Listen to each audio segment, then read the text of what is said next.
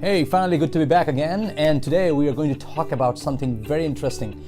This will be very exciting because this is a very fundamental element of trying to go out when you try to go out and build something of your own, or you're thinking about trying to build something of your own. And this comes from a problem statement. This is generally a problem in our personalities, our behavior when we are approaching to build something of our own. What I call this is the lack of resources. So in several networking events, I go out and I meet people, and they're like, we talk and we communicate, and they come back and tell me, hey, you know what, I want to build something, I have an idea, but I don't find the right people. Where do I find these resources? Where do I find the right legal people? Where do I find the developer? I'm not a graphic designer. How do I make this happen? And it's a frustration, right? You just don't know where to find those people, how to network, how to connect, how to build this product or your venture. And there's sometimes it sounds like it's an excuse, but it's not. It's kind of turns you numb. If you reach out and you don't find the people and you feel like, oh my God, I don't have these skills, I don't know how to do this, and then you kind of walk away from it, right? So what I call this a lack of resources. But everywhere you go in your life, every time you kind of try to do something new, you will find that you do not necessarily have everything that you need. It's just the way the life is. The question is that, do you stop there? Do you just think about, oh, I can't do it, I don't have the right people, just forget about it? And most of the people probably end up doing that. But for the people who like to do differently, who like to build something of their own, you've got to step out of that barrier, right? You've got to cross over that fence. And what that happens is that is your mental state, right? It's a mind game. And when you feel that you do not have the right resources, you've got to step back and think about it, that it's not the resources that matter. It's not the skills that you don't have.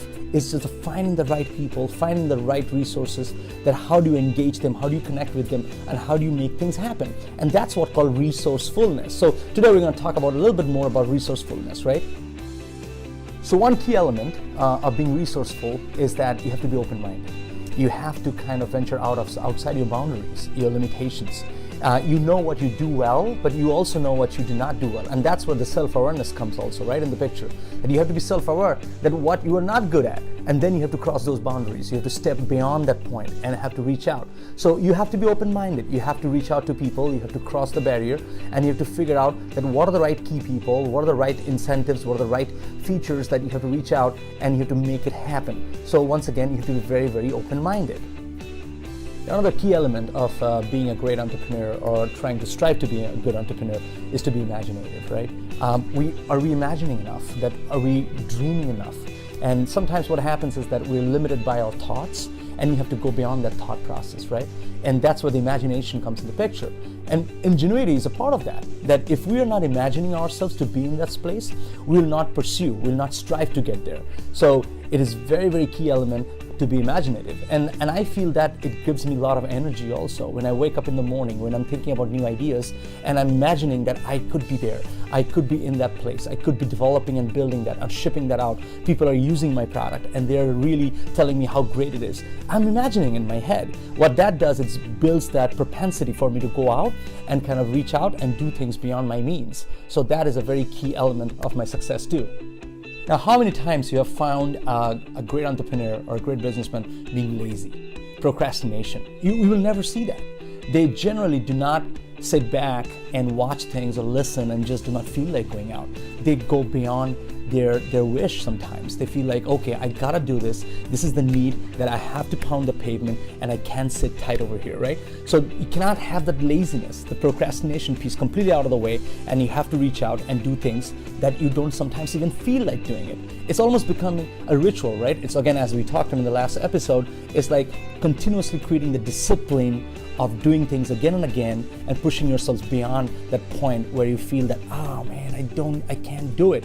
So that push, that discipline, that persuasion of your body and mind is what breaks open the wall. So again, you can be lazy, you cannot procrastinate, and you have to just keep out going out there and keep on pounding it, right?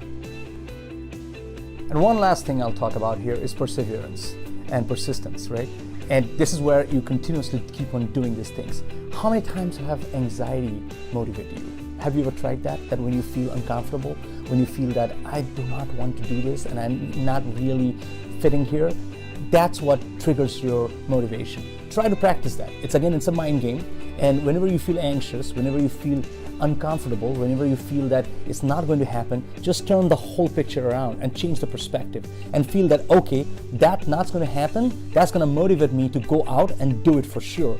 And how that works out is that persevere. You continuously keep on doing it until it cracks open. So persistence is a key element, again, for being resourceful. And that's how you kind of reach out and meet new people, meet new opportunities, and opportunities keep coming to you. I have tried this. I'm telling you, even a year back, I was sitting tight. I didn't want to do business development. I felt that I'm a wallflower. I can't do that prospecting. But then once I start networking, once I push myself over the barrier, once I persistently keep on networking and connecting with people and talking to them and break open those barriers to entry, things started coming back to me. So this pays off, but it pays off over time. So always try your anxiety motivate you to go after that pursuit, to go after that dream of yours. And I believe once you do all these elements together, you'll become resourceful and you will find resources coming to you, rather you reaching out to fetch those resources for yourself.